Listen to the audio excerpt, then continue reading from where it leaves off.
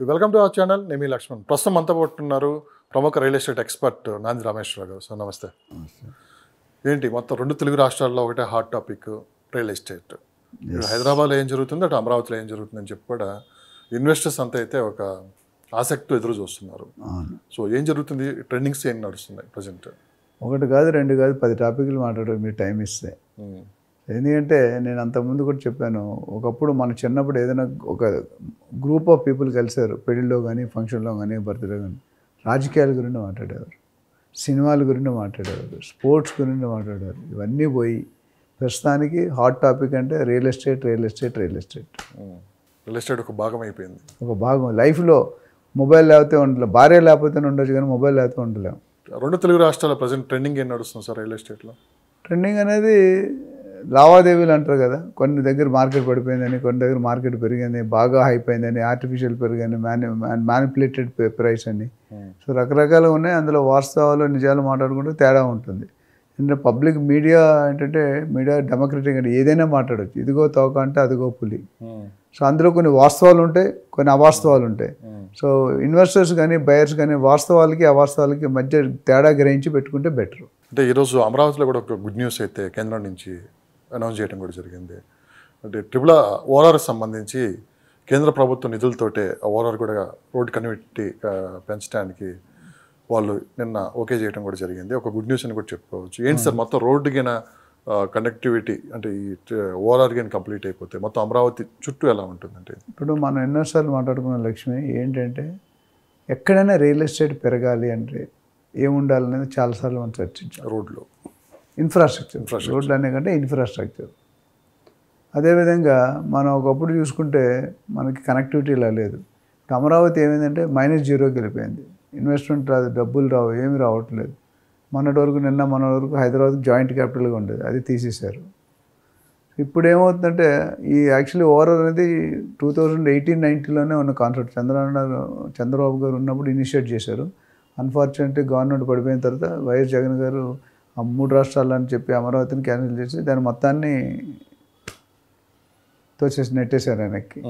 ఇప్పుడు మళ్ళీ సిబిఎన్ గారు సీఎం అయిన తర్వాత మళ్ళీ దాన్ని పుంజుకుంటుంది. సో దాదాపు అమరావతి నుండి రహదారి ఏదైతే ఉందో ఇన్ఫ్రాస్ట్రక్చర్ భాగంలో 90 కిలోమీటర్స్ లెంగ్త్ ఆఫ్ రోడ్ని ముందు కన్స్ట్రక్ట్ చేయడానికి డిసైడ్ చేశారు.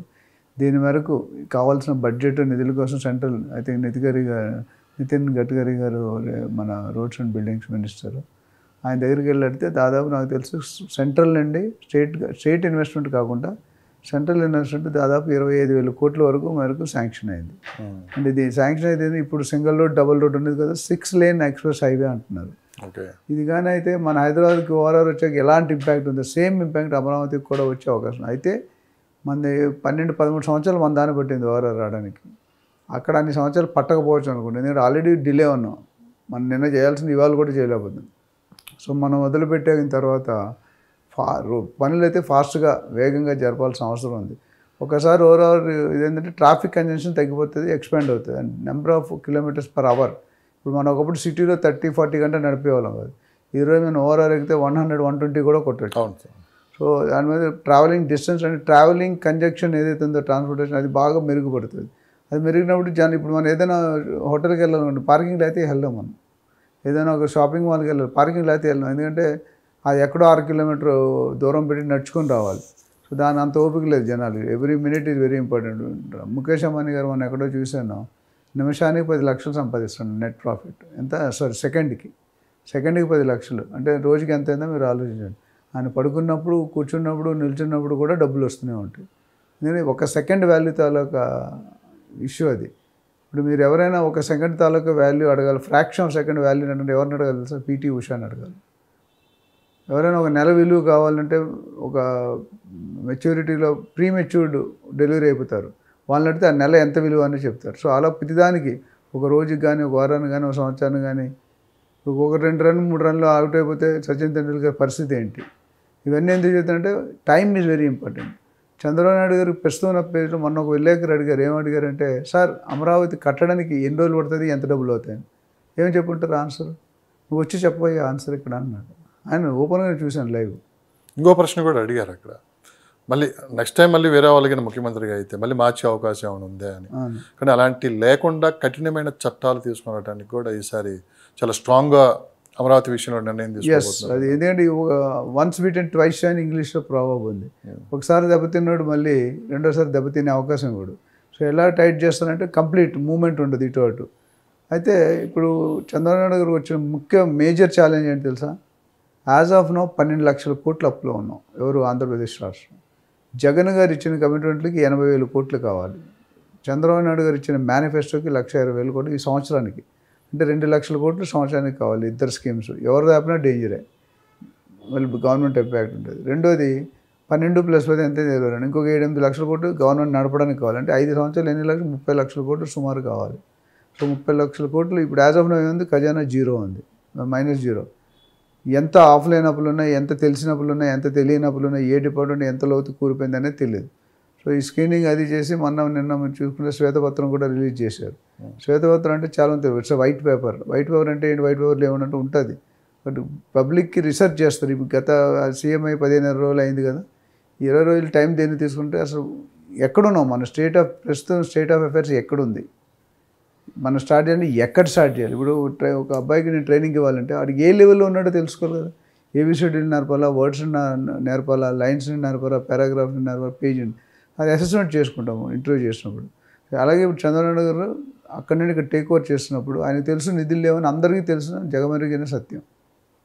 సో ఇప్పుడు అది ఒక రఫ్ స్కెచ్ చేసుకొని, రఫ్ ప్లానింగ్ చేసుకొని కన్సర్న్డ్ ఐఏఎస్ ఆఫీసర్లు, కన్సర్న్డ్ మినిస్టర్స్ వాళ్ళతో కూర్చొని చర్చించి ఒక క్లారిటీకి వచ్చారు. మన పవర్ పాయింట్ ప్రజెంటేషన్ ఇచ్చారు. అందులో ఏమంటున్నారంటే ప్రస్తుతం ఆంధ్రప్రదేశ్ రాష్ట్రం ఏ స్టేజ్లో ఉంది, ముఖ్యంగా అమరావతి ఏ స్టేజ్లో ఉంది, ఆ స్టేజ్ని మనం అనుకునే స్టేజ్కి వెళ్ళాలంటే ఎంత టైం పడుతుంది, ఎంత నిధులు పడతాయి, ఎన్ని కాంట్రాక్ట్ ఇవ్వాలి, ఎన్ని టెండర్స్ ఇవ్వాలి, ఇవన్నీ ఒక ప్రోటోకాల్ ఉంటుంది. గవర్నమెంట్ ఏదైనా చేయాలంటే మీకు ఇష్టం వచ్చినట్టు నాకు ఇష్టం వచ్చినట్టు చేయడానికి లేదు. గవర్నమెంట్ కావాలంటే ఒక కాన్సెప్ట్ పెట్టుకుంటే దానికి ఎంత బడ్జెట్ ఉంటుంది, క్యాబినెట్లో ఆమోదం చెందాలి, టెండర్స్ కాల్ఫర్ చేయాలి, టెక్నికల్ బిట్ కమర్షియల్ ఇవాల్యుయేట్ చేయాలి, దాని తర్వాత టెండర్స్ ఇష్యూ చేయాలి, అడ్వాన్స్ ఇష్యూ చేయాలి, వర్క్ మానిటర్ చేయాలి, క్వాలిటీ చూడాలి, కంప్లీట్ చేయాలి, అప్పుడు ఓపెనింగ్ చేయాలి. అంటే నేను చెప్పినది ఈజీగా ప్రతి స్టెప్కి కొన్ని నెలలు కొన్ని సంవత్సరాలు పడుతుంది. సో ఆ డాక్యుమెంట్ క్లారిటీ ఇచ్చాడు. సో ఇప్పుడు మనకి రహదారి ఏదైతే 6 లేన్ ఎక్స్ప్రెస్ హైవే అవుతుందో అది చాలా, ఇప్పుడు మనకి ఇక్కడ కూడా మన బెంగళూరు హైవే, ముంబై హైవే కూడా అదే అవుతుంది. ఇప్పుడు 4 లేన్ ఉంది, 6 లేన్. అక్కడ కూడా 6 లేన్ ఏంటంటే చాలా రోడ్డు చాలా స్ప్రెడ్ అయిపోతుంది. దానివల్ల డెవలప్మెంట్స్ అన్ని అటువంటి అంటే ట్రాఫిక్ పెరుగుతుంది కదా, ట్రాఫిక్ పెరిగినప్పుడు పబ్లిక్ వస్తే పబ్లిక్ వచ్చినప్పుడు మిగతా ఎమ్యూనిటీస్ అన్నీ కావాలి. సో అదొక మంచి పాజిటివ్ డెసిషన్. అండ్ ఇంకోటి ఏంటంటే వీళ్ళు కూటమిలో ఉన్నారు. ఇన్వెస్ట్మెంట్కి మీరు క్వశ్చన్ అడిగారు, ఇన్వెస్ట్మెంట్ చేయొచ్చా లేదా అని. ఇన్వెస్ట్మెంట్ ఏంటంటే కూటమి ఉన్నప్పుడు ఎప్పుడు కూడా కొద్దిగా కత్తి మీద స్వామి అంటారు, పెళ్లి మీద గోడ మీద పిల్లి వాటం. ఎందుకంటే గవర్నమెంట్ కలిసి ఉన్నంతసేపు యాక్టివిటీస్ బాగుంటాయి, రియాక్షన్స్ బాగుంటాయి. యాక్టివిటీస్ బాగాలేనప్పుడు సంబంధం ఎప్పుడైతే తెగిపోయిందో మీరు తెలుస్తో లేదో ఒక ఇద్దరు మనుషులు కోపంగా కొట్టుకుంటారు, దగ్గరే ఉంటారు, అరుచుకుంటారు. ఎందుకు వినిపించదు దగ్గర మాట ఎందుకు అరుచుకుంటారు చెప్పండి, మీకు ఏమైనా ఐడియా ఉందా? ఇద్దరు మనుషులు కోపంగా ఉన్నాడు 2 అడుగుల దూరం ఉంటే అరుచుకుంటారు. ఎందుకంటే వాళ్ళు మనసులు దూరంగా ఉంటాయి కాబట్టి అరుచుకుంటారు. మనుషులు దగ్గర ఉంటారు, మనసులు దూరంగా ఉంటాయి. ఇది ఫ్యాక్ట్. అదేవిధంగా ఇప్పుడు మన కేసీఆర్ గారు ఉన్నప్పుడు నరేంద్ర మోడీతో ఫస్ట్ టర్మ్లో బాగుంది, సెకండ్ టర్మ్లో వాట్ ఎవర్ రీజన్స్ ఏదో గడబడ అయింది, కొద్దిగా డిస్టెన్స్ పెరిగింది, దానివల్ల RRR ఎఫెక్ట్ అయిపోయింది. కానీ ఒక విషయం స్పష్టంగా చెప్పండి సార్, అంటే అమరావతికి మళ్ళీ మహర్దశ మొదలైంది అనుకోవచ్చు. ఎందుకంటే ఒక పక్క మళ్ళీ చంద్రబాబు నాయుడు గారు అధికారంలో రావటం, అటు కేంద్రంతో కూడా మంచి ఇప్పుడు ఏమైనా పవర్స్ ఎక్కువ ఉంటాం, మరో పక్క తీసుకున్నామంటే ఇంకా అమరావతిని కూడా ఎవరు కదిలించే పని లేకుండా కూడా ఆయన కొన్ని చట్టాలు కూడా తీసుకొని వస్తాయని చెప్పటం. మొత్తం మీద తీసుకున్నామంటే కోటి ఆశలతోటి ఆంధ్రప్రదేశ్ వాసులు అమరావతి కోసం ఎదురు చూస్తున్నారు. అదే అమరావతిలో ఇన్వెస్ట్ చేసే వాళ్ళు కూడా అదే కోటి ఆశలతోటి అక్కడ ఇన్వెస్ట్ చేసి తమ భవిష్యత్తుని వెతుక్కుంటున్నారు. సో వీళ్ళందరికీ రేపు భవిష్యత్తు ఎలా ఉంటుందంటే మీరు ఏం చెప్తారు? డెఫినెట్గా నేను మీకు అంతకుముందు చెప్పాను, నేను వైజాగ్లో పుట్టాను, కొంతవరకు చదువుకున్నాను, తర్వాత గుంటూరు హిందూ కాలేజీకి వచ్చాను, ఆంధ్రాలో పుట్టి గుంటూరులో చదువుకొని తెలంగాణలో సెటిల్ అయ్యాను. సో నాకు 2 రాష్ట్రాలు ఈక్వల్లీ ఇంపార్టెంట్. నేను పుట్టినిల్లు మెట్టినిల్లు అంటాం, అది పుట్టినిల్లు ఇది మెట్టినిల్లు. ఎందుకంటానంటే నేను ఇందాక చెప్పి సగంలో ఆపేసాను, ఇన్ఫ్రాస్ట్రక్చర్ ఉండాలి దేనికైనా. రియల్ ఎస్టేట్ పెరగాలి, ఇన్వెస్ట్మెంట్ రెట్టింపు అవ్వాలి, 3 సార్లు అవ్వాలి, 4 సార్లు అని. అమరావతికి ఏంటంటే ప్రాబ్లం, మంచి పొలిటికల్ అడ్మినిస్ట్రేటర్, మంచి CEO, మంచి one of the top politician in India Narendra Modi గారు పక్కన కూర్చునే కెపాసిటీకి ఎదిగారు. ఈ మిగతా ఈయనకంటే చాలా పెద్ద లీడర్స్ ఉన్నారు. కానీ మొన్న మీటింగ్లో కూడా ఎక్కడ కూర్చున్నారో తెలుసు మీకు. 2 మీటింగుల్లో కూడా అదేంటి పదవి ప్రమాణ స్వీకారం చేసినప్పుడు కానీ ఈయనకున్న value always is having a centre of attraction the entire country politics. కాకపోతే అది హ్యావింగ్ సెడ్ దట్ ఇప్పుడు అమరావతి ఏ స్టేజ్లో ఉంది అనేది 0 స్టేజ్లో ఉంది. అమరావతిని బిల్డ్ చేయాలి. ఇప్పుడు ఇందులో ఒక ప్రావర్బ్ ఉంది, జో దిక్తా హై ఓ బిక్తా హై. అక్కడ చూడడానికి ఏమీ లేదు, కనిపించట్లేదు మనకి. వాట్ ఎవర్ రీజన్స్ సపరేట్ అనివార్య రీజన్ వల్ల వెనక్కి వెళ్ళిపోయింది. చంద్రబాబు నాయుడు బిగ్ ఛాలెంజ్ ఏంటంటే డబ్బులు ఫండింగ్ తేవాలి, ఇండస్ట్రీ పెట్టించాలి, SEZ లేవాలి, ఇన్ఫ్రాస్ట్రక్చర్ బిల్డ్ చేయాలి. కనీసం minimum Rome is not built in 1 day. ఇప్పుడు మీరు ఒక విత్తనం వేశారనుకోండి, పళ్ళు ఇమీడియట్గా వస్తాయా? There is a process. ఇప్పుడు ఆయన సీడ్ స్టేజ్లో ఉన్నారు.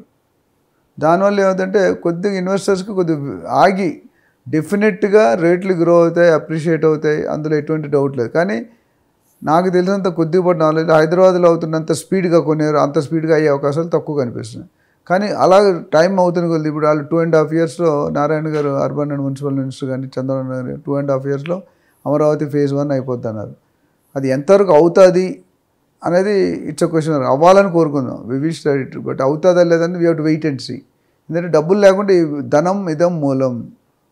డబ్బులు లేకుండా మీరు ఏం చేస్తారు? మీకు ఐడియా ఉండడం వేరు, డబ్బులు ఉండడం వేరు. డబ్బులు ఉంటే ఐడియా లేకపోయినా పనులు వస్తాయి, డబ్బులు లేకపోతే ఐడియా ఉన్నా పనికిరాదు స్ట్రాటజీ. సో ఆయన చేయగలుగుతారనే కెపాసిటీ, క్యాపబిలిటీ, నమ్మకం పబ్లిక్లో బాగా కూర్చుండిపోయింది మైండ్ సెట్. ఇప్పుడు మీరు చూసుకుంటే నేను కొద్దిగా అనాలిసిస్ చేస్తుంటే మొన్న కూడా వైజాగ్ విజయవాడ వెళ్ళి వచ్చాను. ఎలక్షన్ కోడ్ డిక్లేర్ చేయగానే 25% రేట్లు పెంచారు. ఏది ఎలక్షన్స్ అవుతాయి అని కోడ్, ఎలక్షన్స్ అయ్యాయి అప్పుడు ఒక 25% పెంచారు. ఎలక్షన్ అయితే ఎగ్జిట్ పోల్ కేకే సర్వే, దాని తర్వాత ఇంకో 25% పెంచారు. చంద్రబాబు నాయుడు సీఎం అయిన తర్వాత ఇంకో 25%, అంటే 25-30% 4 అంచెలుగా 4 స్టేజీల్లో పెరిగింది. అంటే 50 లక్షల కోసం 3 కోట్లు అయింది అంటున్నారు. 3 కోట్లు అయితే 1.5 అయితే అయ్యి ఉంటుంది డెఫినెట్గా. But every stage the decisions are changing. అంతే స్పీడ్గా కన్స్ట్రక్షన్ అవుతుంది. అమరావతి బిల్డ్ చేయడం వరకు ఫస్ట్ ఆయన ఫోకస్ అయితే నాకు తెలిసి అమరావతి phase 1లో Amaravati main seed access road అని ఉంది, where governor bungalow, high court, government IAS officer quarters ఇవన్నీ వచ్చేది సీడ్ యాక్సెస్. అదొక 9 కిలోమీటర్ విస్తీర్ణంలో ఉంది.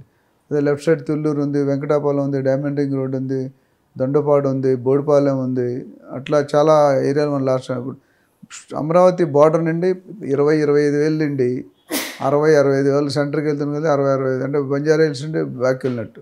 సో అమరావతికి దూరంకి వెళ్తున్న కొద్దీ రేటు తగ్గుతుంది, దగ్గరికి వెళ్తున్న కొద్దీ రేటు పెరుగుతుంది. ఇది అక్కడ ఉన్న స్టాటస్. సో ఒక పాజిటివ్ పాయింట్ అంటే కూటమి గవర్నమెంట్ వల్ల 2 పక్కల గివ్ అండ్ టేక్ బాగుంటుంది. ఏదైనా పనులు చేయించుకోవాలంటే వీళ్ళు ఇప్పుడు పక్కెళ్ళిపోతే గవర్నమెంట్ పడిపోద్ది ఎక్కడ సెంటర్లో. అది ఒక major challenge and advantage. So రైతులు 30,000 పైగా రైతులు ధర్నా అంటే ల్యాండ్ పూలింగ్ ఇచ్చారు. సో వీళ్ళందరినీ స్టార్ట్ చేయాలంటే ఇప్పుడు ఆయన రూల్స్ ఏమి తీసుకొస్తుంటే అంతకుముందు పెట్టింది ఏదైతే డిస్కంటిన్యూ చేశారో నెక్స్ట్ సీఎం, ఇప్పుడు అవకాశం లేకుండా డాక్యుమెంట్ని కొద్దిగా టైట్ చేస్తున్నారు. కంప్లీట్ టైట్ చేసి మళ్ళీ ఇంకెవడు టచ్ చేయకుండా మార్చుకుంటారు. అమరావతి అనేది క్యాపిటల్గా కన్ఫర్మ్ అయింది. నిన్న మొన్నటి ఎవరు క్యాపిటల్ అంటే ఏమి మనకి ఇప్పుడు 10 years తర్వాత కూడా ఆంధ్రప్రదేశ్ క్యాపిటల్ లెస్ ఉంది. ఇప్పుడు నెక్స్ట్ 5 years క్యాపిటల్ వస్తుంది. అదే సో అమరావతి తర్వాత నెక్స్ట్ మిగతా కర్నూలు, తిరుపతి, గుంటూరు ఇవన్నీ కూడా డెవలప్ అవుతాయి. ఫస్ట్ అయితే ఎవరైనా కంపెనీకి ఇప్పుడు ఫ్యామిలీ హెడ్ ఎలా ఉండాలి, ఫ్యామిలీ హెడ్ బాగుంటే కదా మిగతా ఫ్యామిలీ బాగుంటుంది. ఫ్యామిలీ హెడ్ ఎలా అంటే అమరావతిది. ఇప్పుడు అంతా ఏపీకి క్యాపిటల్ అమరావతి కాబట్టి అమరావతిని ఒక shape Singapore architecture last time అన్నీ చేశారు, కానీ అమలుపరిచే టైంకి గవర్నమెంట్ పడిపోయింది. సో ఇవన్నీ ఇప్పుడు డెఫినెట్గా అంతకుముందు జరిగిన లూప్ హోల్స్ కానీ డ్రాబ్యాక్స్ కానీ ఇప్పుడు డెఫినెట్గా కరెక్ట్ చేసుకొని పాజిటివ్ వేలో వెళ్తారు.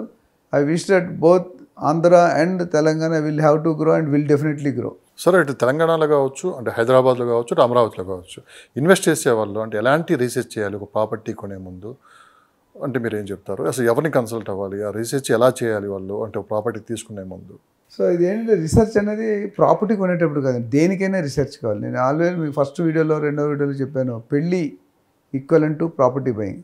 ఇక్కడ అమ్మాయి అబ్బాయి, అక్కడ ప్రాపర్టీ బయ్యర్ అండ్ సెల్లర్. మిగతా యాక్టివిటీస్ అన్నీ సేమ్. ఎలా సేమ్ ఉంటాయి? పెళ్ళిలో ఏం మాట్లాడతారు? బేసిక్గా కట్నం, బేస్ ప్రైస్. ఫ్లాట్లో ఏం మాట్లాడతాం? ప్రాపర్టీలో బేస్ ప్రైస్. ఇక్కడ సారీ, అక్కడ ఎమ్యూనిటీస్, ఇక్కడ వెహికల్, ఇక్కడ కార్ పార్కింగ్, అంటే అట్లా చెప్పుకుంటూ పోతే 2. సో అది ఎందుకు చెప్తానంటే పెళ్లి చేసి చూడు, ఇల్లు కట్టి చూడు అన్నారు. అంటే ఇటు 7 తరాలు, అటు 7 తరాలు చూడాలి. అదేవిధంగా ప్రాపర్టీ కొనేటప్పుడు ఒక బిల్డర్ బ్యాక్గ్రౌండ్ ఆ విధంగా చెక్ చేయాలని ఆ ఎగ్జాంపుల్ ఇచ్చాను, జనాలకు కొద్దిగా అర్థం కావాలి కాబట్టి. సో బిల్డర్ ఎవరు?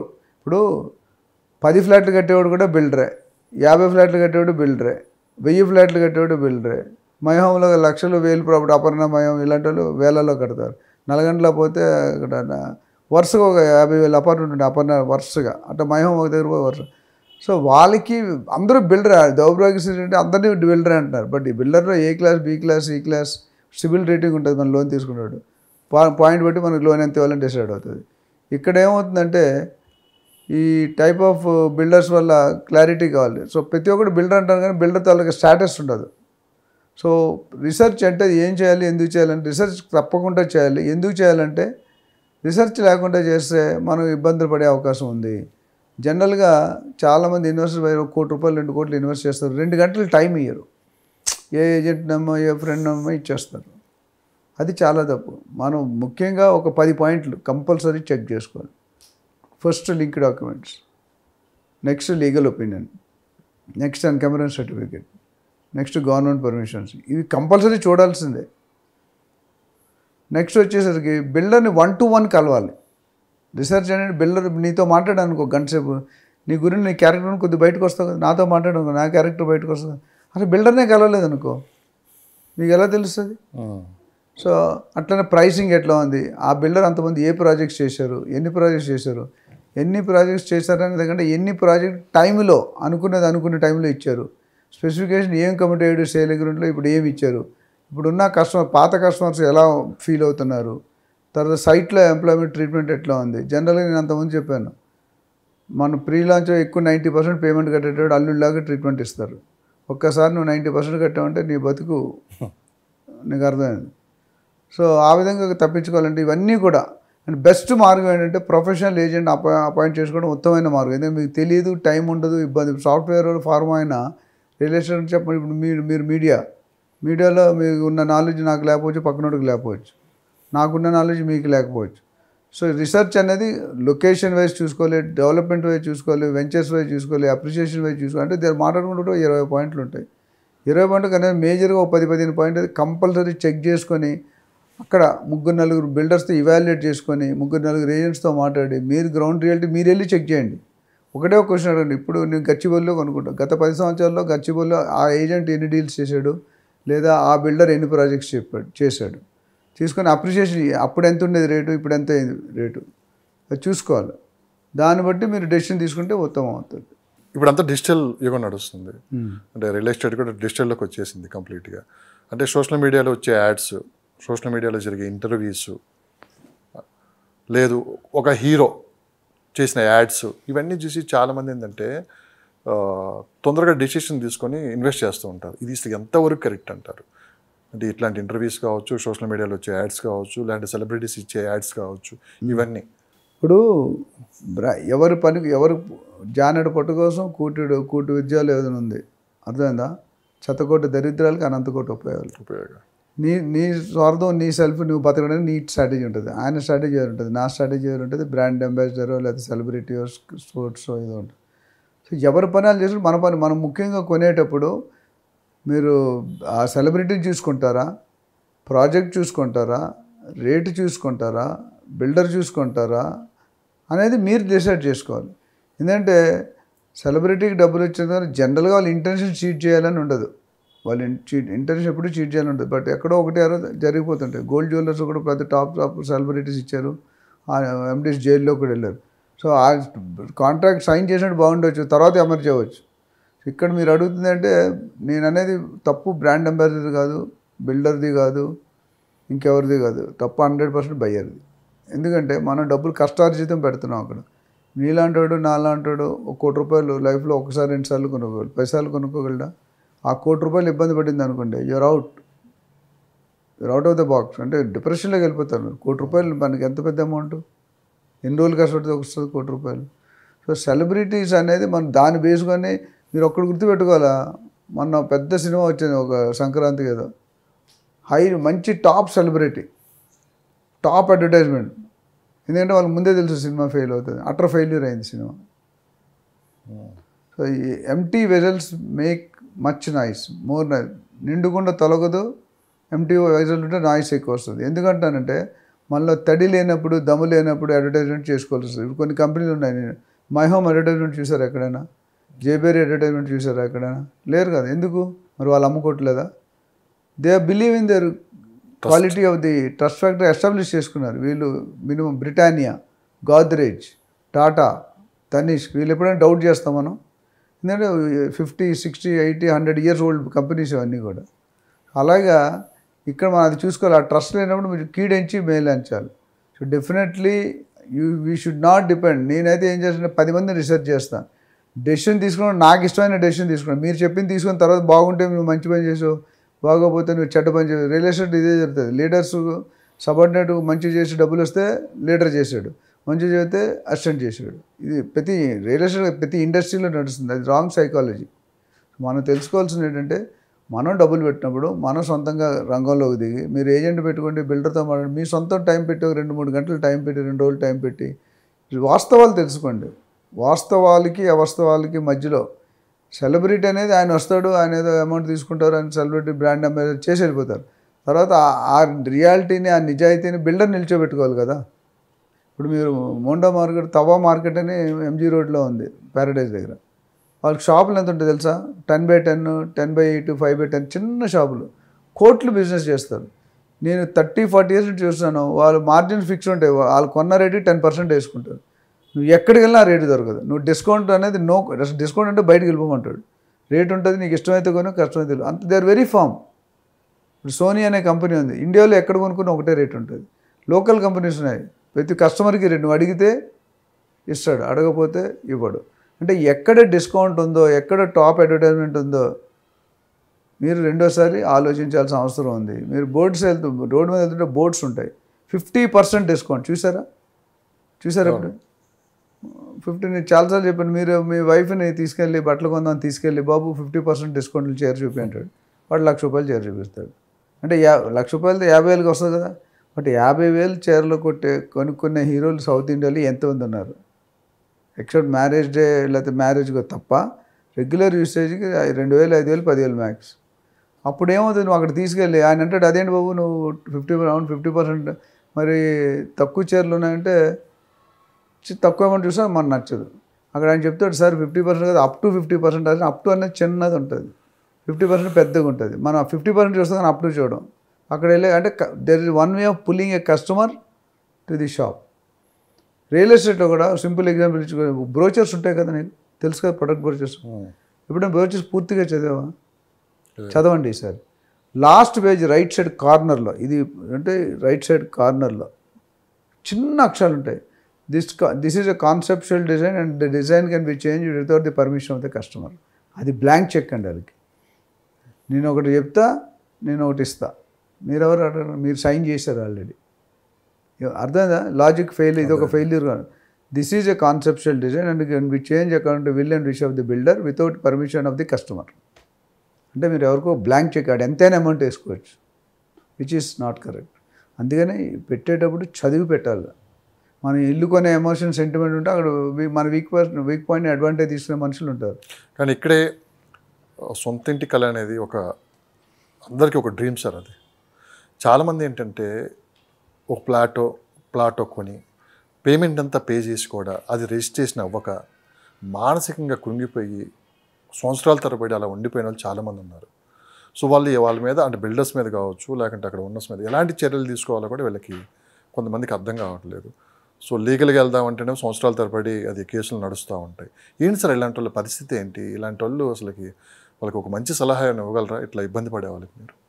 డెఫినెట్గా అండి. మీరు చూసుకుంటే నేను ప్రతి వీడియో, ఆల్మోస్ట్ ఎవ్రీ ఆల్టర్నేటివ్ వీడియోలో ఒక మాట చెప్తున్నాను. దయచేసి ఈ డాక్యుమెంట్స్, పత్రాలు చూసుకోండి, ప్రొఫెషనల్ ఏజెంట్ ద్వారాకి వెళ్ళండి, బిల్డర్ని కలవండి, బిల్డర్ గురించి తెలుసుకోండి, బిల్డర్ గురించి ఎంక్వైరీ చేయండి, పర్మిషన్స్ చెక్ చేయండి. ఈరోజు పర్మిషన్ ఇంట్లో కూర్చొని చెక్ చేసుకోవచ్చు, వేరా కానీ, హెచ్ఎండే కానీ, టీటీసీ కానీ. నేను ఒక వీడియోలో ఇవన్నీ చేసిన తర్వాత కూడా రిజిస్ట్రేషన్ చేయట్లేదు. ఇప్పుడు ప్రధానంగా వచ్చే కంప్లైంట్ ఏంటంటే ఇది సంవత్సరాల తరబడి రిజిస్ట్రేషన్ చేయకుండా ఆపేస్తున్నారు. ఏంటి వీళ్ళ పరిస్థితి? దీనికి మీకు ఒక 1 year బ్యాక్ డెన్మార్క్, జర్మనీలో ఒక కస్టమర్ ఫోన్ చేశారు. 4 కోట్ల ఫ్లాట్ ప్రీ లాంచ్. ఏంటి ఫ్రీ లాంచ్ కాదు, చాలా కన్ఫ్యూజ్ అవుతుంది. ఫ్రీ వేరు, ప్రీ లాంచ్ అంటే పిఆర్ఈ.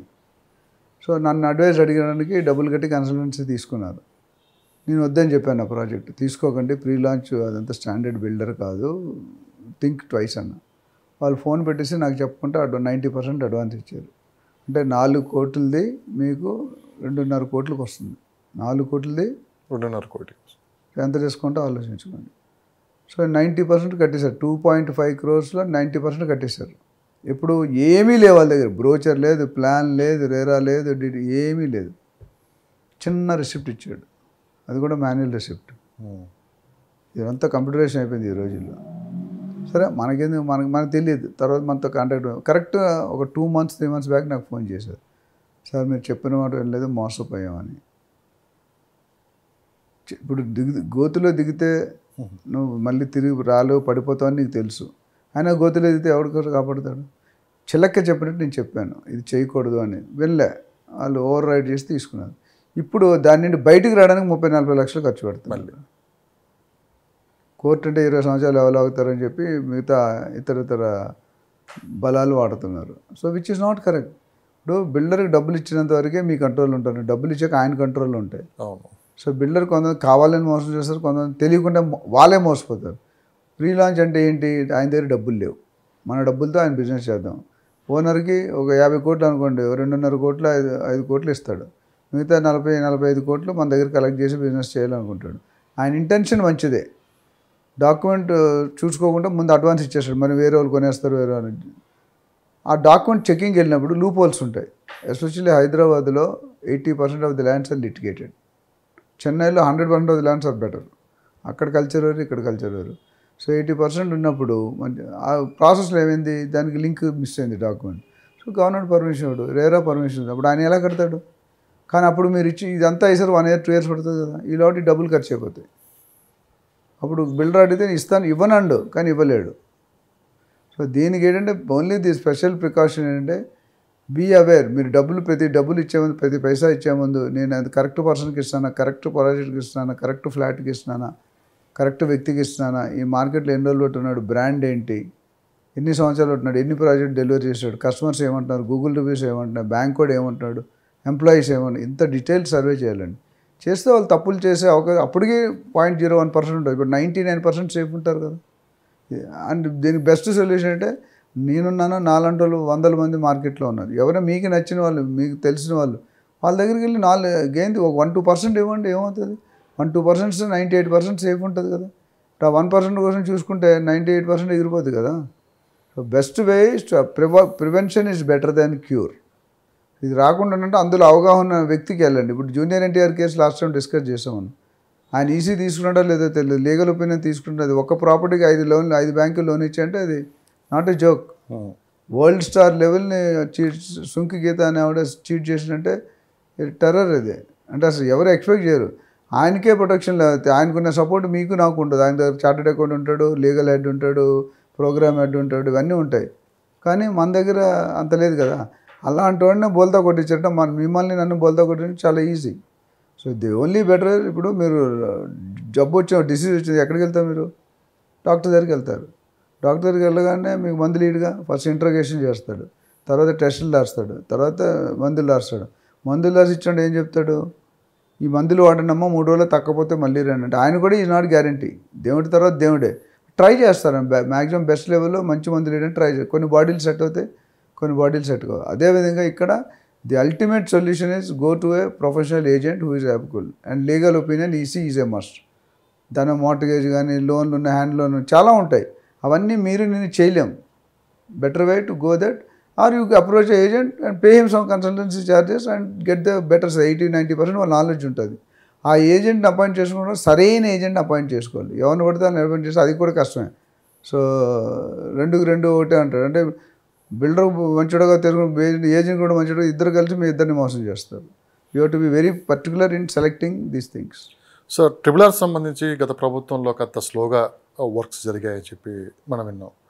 సో ఇప్పుడు కొత్తగా వచ్చిన కాంగ్రెస్ గవర్నమెంట్లో చాలా వేగంగా అడుగులు పడుతున్నాయి ట్రిపుల్ ఆర్ విషయంలో అని చెప్పి కూడా మనకు వినిపిస్తున్నమాట. సో ఈ వేగం ఇలానే కొనసాగితే సో ఎలా ఉంటుంది సార్ మొత్తం ట్రిపుల్ ఆర్ చుట్టూ? నేను అంతకుముందు చెప్పాను, ఇన్వెస్టర్స్ కూడా ఇప్పుడు ఏంటంటే ట్రిపుల్ ఆర్ చుట్టూ ఆలోచిస్తున్నారు, ఎలా ఉంటుంది ఏంటి అనేది. ఓఆర్ఆర్ అనేది మనకు 10 సంవత్సరాలు పైగా పట్టింది ఓఆర్ఆర్ అమలు పరచడానికి, అంటే ఆపరేషన్లో రావడానికి. RRR అంత టైం పట్టకపోవచ్చు అనేది నా ఫస్ట్ ఒపీనియన్, క్లియర్. అయితే RRR కూడా కొంతకాలం స్తంభించిపోయింది.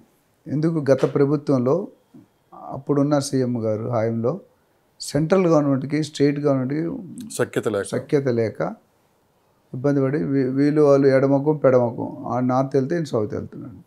దానివల్ల public, PM means public leaders, they state leaders. మనం వేసిన ఓట్లతో వాళ్ళు గెలిచినప్పుడు పబ్లిక్ కోసం ఆలోచించాలి. మన సొంత నిర్ణయాలు, మన సొంత ఈగోకి, మన సొంత ప్రాబ్లమ్స్కి మన పనులు ఆపుకుంటూ కూర్చుంటే తప్పది. సో అక్కడ ఏమైందంటే కేసీఆర్ హయాంలో నరేంద్ర మోడీ గారికి, కేసీఆర్ గారికి సరిగ్గా సఖ్యత లేక కొన్ని పనులు జరగలేదు, ఆపబడ్డాయి. కానీ అదే ప్లేస్ నెక్స్ట్ ఇప్పుడు రేవంత్ రెడ్డి గారు వచ్చిన తర్వాత కొంతవరకు ఫస్ట్ నెలలోనే 3-4 సార్లు వెళ్ళి వచ్చాడు అన్న. నితిన్ గడ్కరీ, అమిత్ షా, నరేంద్ర మోడీ గారు వీళ్ళందరినీ కలిసి నేషనల్ హైవే స్టేటస్ తెచ్చుకున్నాడు. అసలు చాలామంది తెలియదు RRR ఎందుకు అయిపోయింది, మీకు ఏమైనా ఐడియా ఉందా? కేసీఆర్ గారు RRR వచ్చినప్పుడు మెయింటెనెన్స్ ఛార్జెస్ ఉంటాయి. ఆ రోడ్డు కట్టడం ఒకటి, కట్టిన తర్వాత మెయింటైన్ చేయడం ఒకటి. కారు కొనడం వేరు, కారు మెయింటైన్ చేయడం వేరు. అది మెయింటైన్ ఎవరు చేస్తారు? స్టేట్ చేస్తుందా, సెంటర్ చేస్తారన్న డిస్ప్యూట్లో ఆగిపోయింది ఒకటి. అలా చాలా reason, one of the reason. Revanth Reddy garu వెళ్ళి యాక్సెప్ట్ చేస్తారు, yes we will take care. 10,000 కోట్లకు పైగా శాంక్షన్ చేయించుకున్నారు, నేషనల్ హైవే స్టేటస్ శాంక్షన్ చేయించుకున్నారు. ఇప్పుడు కన్సర్న్ మినిస్టర్స్ కానీ రేవంత్ రెడ్డి గారు కానీ ఆ RRRని 3 సంవత్సరాలు చేద్దాము అనే ఒక ఆకాంక్ష వెళ్తున్నారు. 3 సంవత్సరాలు కాదు, 5 సంవత్సరాలు. బట్ 5 సంవత్సరాలు ఇట్స్ గ్రేట్ జాబ్. ఎందుకంటే RRR వస్తే నా ప్రకారం G³ అని చెప్పాను. మీకు తెలుసా G³ అంటే? God given gift to Telangana. ఎందుకంటే RRR వస్తే మన తెలంగాణ రూపురేఖలు మారిపోతాయి. Urban area, suburban area, rural area మనం లాస్ట్ టైం మాట్లాడుకున్నాం. ఇప్పుడు తెలంగాణ బార్డర్ నుండి RRR రాకముందు లేనప్పుడు 4 నుండి 5 గంటలు పడుతుంది హైదరాబాద్ రావడం. కరెక్టా కాదా? ఒక్కసారి RRR వస్తే కనుక 1.5 to 2 hours సెంటర్కి వచ్చేస్తుంది. అంటే 3 గంటలు ప్రయాణం తగ్గింది. ఎంత పెట్రోల్ తగ్గింది, ఎంత టైం తగ్గింది, ఎంత డిస్టర్బెన్స్ తగ్గింది, అంటే స్ట్రెస్ తగ్గింది, ట్రబుల్ తగ్గింది. కానీ ఇది రావడానికి 3 సంవత్సరాలు కదా. నేను అనుకోవడం 5-6 సంవత్సరాల్లో బాగా ఫినిష్ చేస్తారు. ల్యాండ్ పూలింగ్ ఆల్మోస్ట్ అయిపోవచ్చింది. సో ప్రోటోకాల్ ఏంటంటే టెండర్స్ ఇష్యూ చేయాలి, క్యాబినెట్లో ఆమోదం తీసుకుంటారు, సెంట్రల్ గవర్నమెంట్ శాంక్షన్ చేసింది కాబట్టి టెండర్స్ ఇష్యూ చేసిన తర్వాత కమర్షియల్ బిడ్, టెక్నికల్ బిడ్ అని ఉంటాయి. ఆ 2 ఇవాల్యుయేట్ చేస్తారు. ఇవాల్యుయేట్ చేసి ఆర్డర్ ఇచ్చి కొనసాగించి క్వాలిటీ మానిటర్ చేసి కంప్లీట్ చేయాలి. సో ఇది డెఫినెట్గా ఒక 5-6 సంవత్సరాలు, ఈవెన్ 5 years పడినా ఇట్స్ వెరీ గుడ్ ప్రాసెస్. దానివల్ల ఏమవుతుందంటే బయట నుండి వచ్చే క్రౌడ్ ఏదో తగ్గిపోతుంది. ఎందుకు? ఇప్పుడు రేట్లు ఎందుకు పెరిగాయి తెలంగాణలో? Demand is more, supply is less. అప్పుడేమవుతుంది, ఒకసారి మన ఓఆర్ఆర్ నుండి RRR వరకు ల్యాండ్ ఓపెన్ అప్ అయిపోతుంది. ల్యాండ్ ఓపెన్ అవుతుంది, మధ్యతరగతి కుటుంబాలకు కూడా కొన్ని అవకాశం వస్తుంది. ఎందుకంటే ఇంతవరకు కొన్ని 1000 ఎకరాలు, 1,00,000 ఎకరాలు అలా పడి ఉన్నాయి యాక్సెస్ లేక. ఇప్పుడు యాక్సెస్ వచ్చేస్తుంది కదా. యాక్సెస్ అవి కూడా యాక్టివిటీ స్టార్ట్ అవుతాయి కదా. సో గ్రోత్ కారిడార్ అంటాం. ఇప్పుడు గ్రోత్ కారిడార్ అంటే RRR నుండి ఓఆర్ఆర్ వరకు మధ్యలో ఏదైతే 30-40 కిలోమీటర్ డయామీటర్ ఉందో అది గ్రోత్ కారిడార్ అంటాం. గ్రోత్ కారిడార్లో పెట్టుకుంటే పట్టిందల్లా బంగారమే. రియల్ ఎస్టేట్ వరకు మీకు ఎటువంటి డౌట్ అక్కర్లేదు. అది అమరావతి అయినా సరే, హైదరాబాద్ అయినా హైదరాబాద్ అయినా. అమరావతి కొద్ది స్లో ఉంది ఫండ్స్ లేక, బట్ అది కూడా టేక్ ఆఫ్ చేస్తుంది. సరే, ఇంకొకటి 2 తెలుగు రాష్ట్రాల్లో రిజిస్ట్రేషన్లు ఏ విధంగా ఉన్నాయి? 1, 2 రీసేల్ మార్కెట్ అంటే ప్లాట్స్ కావచ్చు, ప్లాట్ కావచ్చు, ఈ రీసేల్ మార్కెట్ ఏ విధంగా నడుస్తుంది? ఇది చాలా $1 బిలియన్ క్వశ్చన్. ఇవన్నీ గవర్నమెంట్ క్వశ్చన్లు అని నన్ను అడుగుతున్నారు. నాకు ఫోన్లు వస్తాయి, ముందుకు వస్తే వెనక్కి వస్తున్నాయి. కానీ రీసేల్ మార్కెట్ కూడా ఒక ఇది కదా బాగా. అంటే ఇప్పుడు మీరు కారు ప్రీ ఓన్డ్ కార్స్ అని పెడుతున్నారు షోరూమ్, పాత కార్లు అమ్ముతారు. బెంజ్ కారు మీరు సపోజ్ 70 లక్షలు కొన్నారు అన్నమాట. ఒక కారు 10 సంవత్సరాల తర్వాత దాని వాల్యూ ఎంత ఉంటుంది తెలుసా మీకు? 50% లెస్ అవుతుంది. 0 ఎవ్రీ ఇయర్ 10% డిప్రిషియేషన్. అందుకనే గవర్నమెంట్ రూల్లో 15 సంవత్సరాల కంటే కారు వాడకూడదు, బైక్ వాడకూడదు. దాని లైఫ్ అయిపోతుంది, అరిగిపోతాయి, డ్యామేజ్ అవుతుంది, చాలా ఉన్నాయి. అది ఎందుకు చెప్పానంటే రిజిస్ట్రేషన్ రియల్ ఎస్టేట్ ఎప్పుడు ఆగదండి. ఎస్పెషల్లీ తెలంగాణలో, హైదరాబాద్ అస్సలు ఆగదు. ఎలక్షన్ వచ్చినప్పుడు ఆనవాయితీగా 3 నెలలు ఇటు 3 నెలలు అటు ప్రతి ఎలక్షన్ జరుగుతుంది. ఇవాళే కాదు, ఇప్పుడు మొన్న ఎలక్షన్ కాకుండా అంతకుముందు గత 10 టర్మ్స్లో కూడా ఎలక్షన్ వచ్చినప్పుడు డెఫినెట్గా there is a change. But తెలంగాణలో లాస్ట్ 15 సంవత్సరాలు ఎక్కడైనా రేట్లు తగ్గిన దాఖలా ఉందా చెప్పండి నాకు. స్టేబుల్గా అయితే ఉంది. ఏపీలో కూడా ఇప్పుడు వైజాగ్ ఉంది, వైజాగ్లో రేట్లు ఏం పడిపోలేదు, వైజాగ్లో స్టేబుల్గా ఉంది. పడిందల్లా అమరావతిలో పడింది. ఎందుకంటే వైజాగ్ అప్పుడు ఆయన ఆయన ఎగ్జిక్యూటివ్ క్యాపిటల్ అన్నాడు, ఇప్పుడు ఈయన ఫైనాన్షియల్ క్యాపిటల్. ఇండియాకి ఫైనాన్షియల్ క్యాపిటల్ తెలుసా? బాంబే. సో బాంబే ఏ స్టేజ్లో ఉంది? సూపర్ స్టేజ్లో ఉంది. మీకు ఒక ఎగ్జాంపుల్ చెప్తాను. 2007లో బాంబేలో నరీమన్ పాయింట్ అని ఒక ఏరియా ఉంది. అవును సార్. నరీమన్ పాయింట్లో సమ్ 10th 20th ఫ్లోర్లో 2000 అడుగులు స్క్వేర్ ఫీట్ ఫ్లాటు 2007లో, అప్పటికి 10 సంవత్సరాలు ఓల్డ్, అంటే 97లో కట్టారు. అది 2007లో అమ్మారు. ఎంతగా అమ్ముండొచ్చు సుమారు మీకు అంచనా? ఐడియా లేదు. 37 కోట్లకి అమ్మారు. 37 కోట్లు. కొనుక్కున్న ఆవిడ ఎవరితో? ఒక లేడీ. ఆవిడ సంవత్సరానికి 4 రోజులు ఉంటారంట అక్కడ. ఎందుకు అంత రేట్ అంటే అటుపక్క అమితాబ్ బచ్చన్ గారు, ఇటుపక్క ఐశ్వర్య గారు, అటుపక్క సైఫ్ అలీ ఖాన్ వాళ్ళు ఉంటారు అక్కడ నైబరింగ్. ఆ రోజు చూస్తే కాస్ట్ ఉంటుంది కదా. Nariman point is very supreme point. So ఇప్పుడు మరి ఎంతైందో తెలియదు నాకు. అట్లా చాలా ఏరియాస్ ఉన్నాయి. అదేవిధంగా ఇక్కడ నేను ఏం చెప్తానంటే అమరావతికి కూడా మంచి రోజులు వచ్చే టైం వచ్చింది. రిజిస్ట్రేషన్ ఇప్పుడు ప్రస్తుతానికి మార్కెట్లో ఉన్నంత హైప్లో రిజిస్ట్రేషన్ జరగట్లేదు. నేను మన ఫిజికల్గా 4-5 రిజిస్ట్రేషన్ ఆఫీస్ పర్సనల్ వెళ్ళి చూశాను. జనరల్గా రిజిస్ట్రేషన్ ఆఫీసు 12 తర్వాత 12 3-4 ప్రాంతాల్లో కిక్కిరిసిపోయి ఉంటుంది. ఇసుక వేస్తే రాలదు. కానీ అమరావతిలో ప్రస్తుతానికి ఆ స్టేజ్ లేదు. వాట్ ఎవర్ ప్రైస్ ఇంక్రీజ్ 3 కోట్లు 4 కోట్లు 5 కోట్లు హైప్ పడిపోయాయి. కోకాపేటలో 100 కోట్లు ఎట్లా ఉందో అమరావతిలో 5 కోట్లు అట్లానే ఉంది. 100%. మేము మిగతా వాళ్ళు కొంతమంది బాధపడవచ్చు. నాకు పర్సనల్గా 2 రాష్ట్రాలు ఇష్టమే, కానీ వాస్తవాలు మాట్లాడుకోలేదు జర్నలిస్ట్గా. హైప్ చేయడు. ఇప్పుడు మార్కెట్లో చెప్పేవాడు చెప్తుంటే చేసేవాడు. మన రియాలిటీ ఎప్పుడు తెలుసుకుంటామండి? సబ్ రిజిస్టర్ ఆఫీస్లో ఎనీ ట్రాన్సాక్షన్ అవుతున్నది మన నిదర్శనం, అవునా కదా? ఆ ఎనీ ట్రాన్సాక్షన్ ఎవరు ఇదిగో తోకంటే అదిగో పోలి. ఇప్పుడు మీడియా ఏంటంటే ఒకటి ఇది చెప్తాడు, దాన్ని భిన్నంగా కొంతమంది యాంటీ చెప్తారు, కొంతమంది ప్రో చెప్తారు. రెండూ కరెక్టే. నాకు నచ్చిన గవర్నమెంట్ అయితే నేను ప్రో చెప్తాను, నాకు నచ్చిన గవర్నమెంట్ అయితే యాంటీ చెప్తాను. బట్ మీరు ఏదైనా చెప్పుకోవచ్చు యాజ్ మీడియా పర్సన్గా, నేను ఏదైనా చెప్పుకోవచ్చు. బట్ వాస్తవాలు ఫిగర్స్ తీసుకోండి. గ్రౌండ్ రియాలిటీలో, గ్రౌండ్ రీసెర్చ్లో రోజుకి ఎన్ని ట్రాన్సాక్షన్ జరుగుతున్నాయి, ఏ రేట్లో జరుగుతుంది సర్వే చేయండి. అప్పుడు మీరు అడిగే క్వశ్చన్ మీకే ఆన్సర్ వస్తుంది. బట్ డెఫినెట్గా ఈ రోజు తక్కువ ఉన్నంత లైఫ్ లాంగ్ తక్కువ ఉంటుందని మాత్రం నేను అనట్లేదు. జస్ట్ అంతం కాదు ఇది ఆరంభం, జస్ట్ బిగిన్. ఒక్కసారి కన్స్ట్రక్షన్ స్టార్ట్ అయ్యి యాక్టివిటీ స్టార్ట్ అయ్యి క్యాపిటల్ ఒక రూపం ఒక షేప్ వస్తే రేట్లు డెఫినెట్గా పుంజుకుంటాయి. సో తెలంగాణ మార్కెట్ వచ్చే వరకు మీకు ఏపీ సెటిలర్స్ అని చెప్పాను ఇందాక. ఏపీ సెటిలర్స్ కానీ ఏపీ బిల్డర్స్ కానీ ఒక 10-15% అమరావతి నుండి కానీ ఏపీ నుండి షిఫ్ట్ అయిన మాట వాస్తవం. ఎక్కడికి షిఫ్ట్ అయ్యారు? చెన్నైకి, బెంగళూరుకి, కొద్ది మేజర్ పోర్షన్లో హైదరాబాద్కి. ఇప్పుడు గవర్నమెంట్ పబ్లిక్ ఒపీనియన్ ఏముందంటే ఏపీ నుండి అందరూ వెళ్ళిపోయారు కాబట్టి మళ్ళీ ఇప్పుడు ఏపీ బాగుపడుతుంది కాబట్టి మన తెలంగాణ నుండి అందరూ ఏపీకి వెళ్ళిపోతారని. కరెక్ట్. ఇప్పుడు నేను ఏపీలో పుట్టాను, మన తెలంగాణలో సెటిల్ అయ్యాను. ఇప్పుడు నేను వెళ్తాను అక్కడికి, నాలా కొంతమంది ఉంటారు కదా, కొంతమంది నిజంగా పాత వాళ్ళు వెళ్ళిపోతారు, అక్కడ సెటిల్ అవుదాం అనుకున్నారు. అంటే ఎంత పర్సంటేజ్ వెళ్ళారు? 15% షిఫ్ట్ అయితే ఒక 5-10% మళ్ళీ బ్యాక్ వెళ్తారు. అంతేగాని మొత్తం వెళ్ళిపోరు కదా.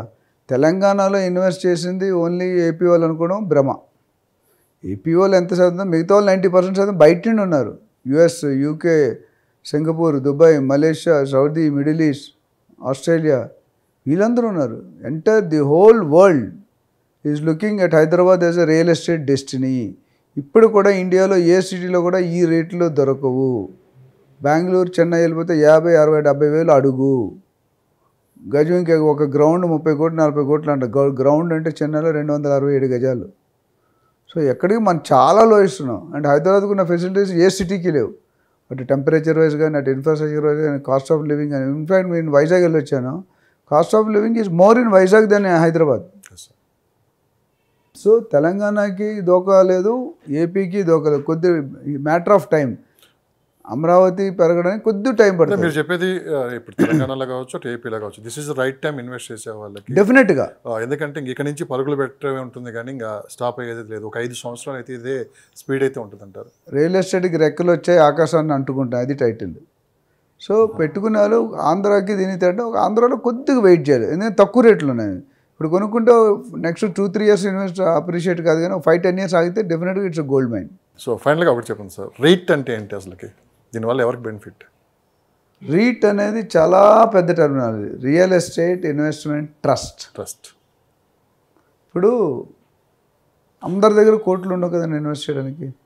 లక్ష్మీనారాయణ దగ్గర ఉండొచ్చు యాంకర్ కాబట్టి, మాలాంటి వాళ్ళ దగ్గర ఉండదు కదా.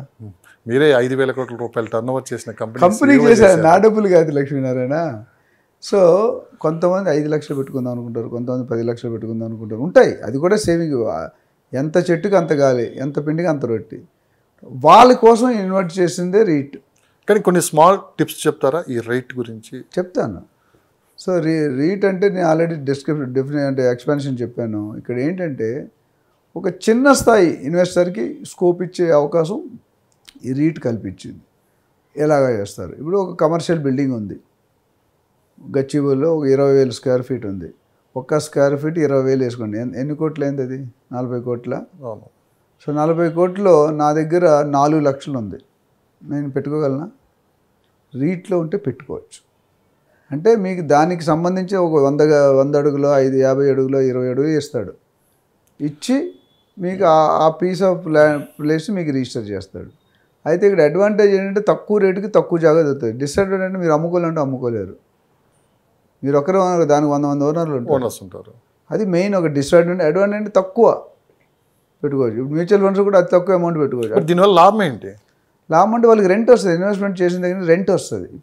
ఇప్పుడు అందరికీ నేను నా సొంత ఇంటికి వెళ్ళాను, నా ప్రాపర్టీ, నా బిల్డింగు, నా ప్లాట్ అంటే ఆ కళ్ళల్లో ఆనందం చూడండి. ఓకే, అది 4 లక్షలైనా అంతే ఆనందం ఉంటుంది, 40 లక్షలైనా అంతే ఆనందం ఉంటుంది.